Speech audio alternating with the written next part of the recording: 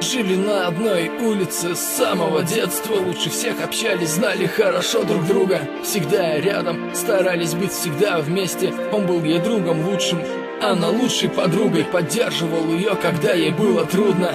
Избивал подонков, которые к ней приставали. Никогда не ругался с ней и не был груб. Терпел все ее выходки и все скандалы. Но идут годы, подростки стали взрослыми. Он стал смотреть на нее другим взглядом. Чувства плыли к ней, он сдерживался просто. И так любил, когда она была рядом. Трепетно относился к каждому моменту. Секунды без нее выливались в муки, но не мог решиться сказать ей об этом. Думал, чем быть ей никем, лучше остаться другом. Эта история закончилась бы весело, но не всегда в жизни счастливый финал. Жизнь другая, не такая, как в песнях. Он любил ее сильно, но она не знала.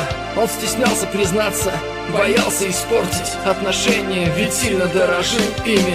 Боялся, что не полюбив, она его бросит. Поэтому терпел, когда она встречалась с другими. Он был простым парнем, не из тех мажоров, немного робкий и в душе сплошной романтик. Не причинял ей боль и не вступал в ссоры. Дарил ей цветы и заплетал ей бантики. Воплощал в реальность все ее капризы.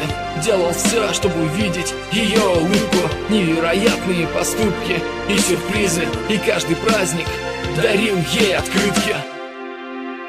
И вот настал момент, он уже был готов, не мог подобрать слов. Когда писал записку, ей купил огромный букет ее любимых цветов. Сел в машину и помчался прямо к ней. Она открыла дверь, он вступил на порог. В ее квартире лежало свадебное платье. Он обнял ее крепко, сдержаться не мог. Еще секунда, он хотел все рассказать ей, но она перебила. У нее была новость, она сказала, что выходит замуж скоро. Эти слова звучали как в сердце гвоздь. Он не знал ничего о ее любви новой. Он понял, что опоздал, не показав виду. Подарил ей цветы, что приготовил тогда. Улыбаясь, ушел, сдержал в себе обиду. Из букета выпала записка: «Я люблю тебя».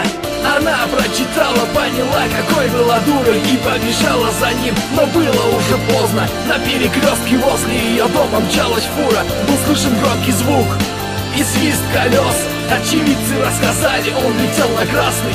Она сильно плакала, увидев его кровь, потому что в этот вечер она потеряла не друга лучшего, она потеряла любовь.